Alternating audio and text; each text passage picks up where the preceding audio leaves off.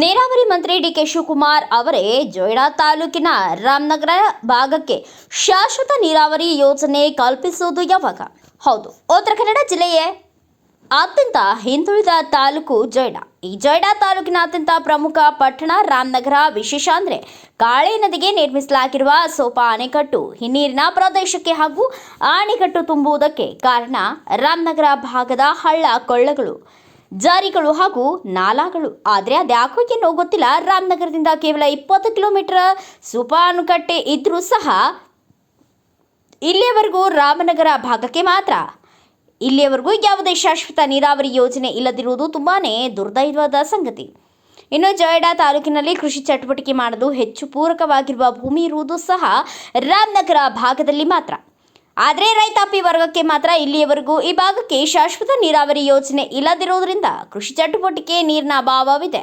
ಇನ್ನು ಬೇಸಿಗೆ ಬಂತಂದ್ರೆ ಸಾಕು, ಕುಡಿಯುವ ನೀರಿಗೂ ಸಹ ಸಾಕಷ್ಟು ಸಮಸ್ಯೆ ಎದುರಾಗುತ್ತದೆ ಎನ್ನುತ್ತಾರೆ ಈ ಭಾಗದ ಜನತೆ. ಆದ್ದರಿಂದ ನಮ್ಮ ನ್ಯೂಸ್ ಸಮೂಹದ ರಾಜ್ಯ ಉಪ ಸಂಪಾದಕರು ಆಗಿರುವ ಪತ್ರಕರ್ತ ಹಾಗೂ ಹೋರಾಟಗಾರ ಬಸವರಾಜು ಭೇಟಿ ಕೊಟ್ಟು ಭತ್ತ ಬೆಳೆಯುವ ರೈತರೊಂದಿಗೆ ಈ ನೀರಾವರಿ ಸಮಸ್ಯೆಗಳಿಗೆ ಸಂಬಂಧಿಸಿದಂತೆ ಅಭಿಪ್ರಾಯ ಸಂಗ್ರಹ ಮಾಡಿ ವರದಿ ತಯಾರಿಸಿ ಬೆಳಕು ಚೆಲ್ಲುವ ಕೆಲಸ ಮಾಡಿದ್ದಾರೆ. ವಿಶೇಷವಾಗಿ ಇವತ್ತು ನಾವು ಉತ್ತರ ಕನ್ನಡ ಜಿಲ್ಲೆಯ ಜೊಯ್ಡಾ ತಾಲೂಕಿನ ಒಂದು ರೀತಿ ರಾಮನಗರಕ್ಕೆ ಬಂದು ಭೇಟಿ ಕೊಟ್ಟಿದ್ದೀನಿ. ವಿಶೇಷವಾಗಿ ರಾಮನಗರ ಅಂತಕ್ಕಂಥದ್ದು ಉತ್ತರ ಕನ್ನಡ ಜಿಲ್ಲೆಯಲ್ಲಿ ಅತ್ಯಂತ ದೊಡ್ಡ ಒಂದು ರೀತಿ ವಿಶೇಷವಾಗಿ ಪ್ರಮುಖ ಅಣೆಕಟ್ಟು ಸೂಪಾ ಡ್ಯಾಮ್ಗೆ ರಾಮನಗರ ಭಾಗದಿಂದನೇ ಸಾಕಷ್ಟು ನೀರು ಹೋಗ್ತವೆ. ಅಲ್ಲಿ ಕಾಳಿ ನದಿಗೆ ಅಣೆಕಟ್ಟಾಗಿ ಸೂಪಾ ಡ್ಯಾಮ್ಗೆ ನಿರ್ಮಿಸಿದ್ದಾರೆ ಅಣೆಕಟ್ಟು. ಇಂಥ ಸಂದರ್ಭದಲ್ಲಿ ಇಲ್ಲಿಂದ ಮಳೆಗಾಲದಲ್ಲಿ ಹೋಗಿ ನೀರು ಶೇಖರಣೆ ಆಗುತ್ತೆ, ಆ ನೀರು ಆ ಕಡೆ ಭಾಗಕ್ಕೆ ಇದಾಗ್ತೈತೆ. ಆದರೆ ಇಲ್ಲಿವರೆಗೂ ಸಹ ಕೆಲವೇ 15 ಕಿಲೋಮೀಟರ್ ದೂರದಲ್ಲಿದೆ ರಾಮನಗರ. ಕೇವಲ 15 ಕಿಲೋಮೀಟರ್ ದೂರದಲ್ಲಿದೆ.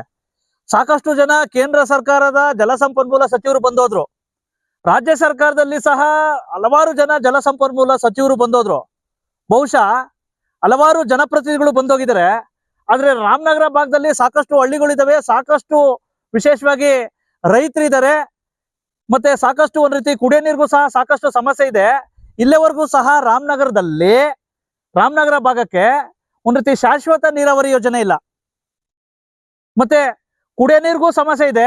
ಈಗ ರೈತರುಗಳ ಜೊತೆ ನಾನು ಚರ್ಚೆ ಮಾಡಿದೆ. ಪಾಪ ಇಲ್ಲಿರ್ತಕ್ಕಂಥ ಎಲ್ಲ ಉದ್ಯಮಿಗಳಿದ್ದಾರೆ, ಮತ್ತೆ ರೈತರುಗಳೆಲ್ಲ ಇದ್ದಾರೆ, ಮತ್ತೆ ಎಲ್ಲರೂ ಸಹ ಇದ್ದಾರೆ, ಮತ್ತೆ ರೈತ ಸಂಘದವ್ರು ಇದ್ದಾರೆ.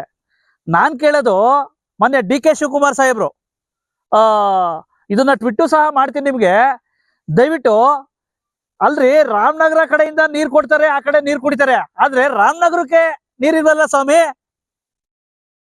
ರಾಮನಗರಕ್ಕೆ ನೀರಿಲ್ವಲ್ಲ. ಯಾವ ರೀತಿ ಇದು? ಅಲ್ಲಿಗೆ ಒಂದ್ ರೀತಿ ಹೆತ್ತ ತಾಯಿನಿಗೆ ಒಂದ್ ರೀತಿ ಮಣ್ಣಾಗ್ತಕ್ಕಂಥ ಕೆಲ್ಸನ, ಅನ್ನ ಕೊಟ್ಟೋರ್ಗೆ ಮಣ್ಣಾಗ್ತಕ್ಕಂಥ ಕೆಲ್ಸನ ಇಷ್ಟ ದಿನ ಈ ಕಡೆ ಭಾಗದ ಜನಪ್ರತಿನಿಧಿಗಳು ಯಾಕೆ ಧ್ವನಿ ಎತ್ತಿಲ್ಲ? ಆಯ್ತಾ?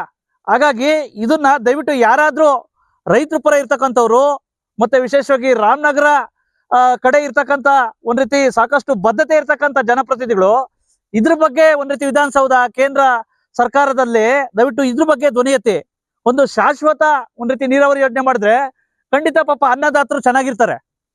ಮತ್ತೆ ಈಗ ಹೇಳಿದ್ರು ಬರೇ ಮಳೆಗಾಲದಲ್ಲಿ ಮಾತ್ರ ಪಾಪ ಒಂದು ಪೀಕ್ ತೆಗಿತಾರಂತೆ. ಇಂಥ ಸಂದರ್ಭದಲ್ಲಿ ಯಾವ ರೀತಿ ರೈತರು ಬದುಕೋದು? ಹಾಗಾದ್ರೆ ರಾಮನಗರದ್ದು ಮಾತ್ರ ನೀರ್ ಬೇಕು, ಆದ್ರೆ ರಾಮನಗರಕ್ಕೆ ನೀರ್ ಬೇಡವಾ?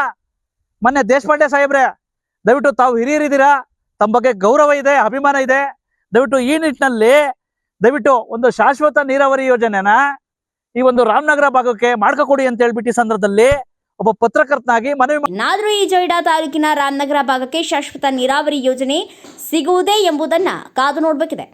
ಬ್ಯೂರೋ ರಿಪೋರ್ಟ್ ಬಸವರಾಜು, ರಾಜ್ಯ ಉಪ ಸಂಪಾದಕ, ಭಾರತ ವೈಭವ news, Ramanagara. Thanks for watching. Read, discuss and debate with editor Dr. Yan Prashant Rao. Wanted reporters in print, digital and visual media for Bharat Vaibhav Daily Newspaper, BV News 5 Channel and BV Fast Web News from all the talukas of Karnataka, Goa and Maharashtra. If interested, send your resume to 9019229369.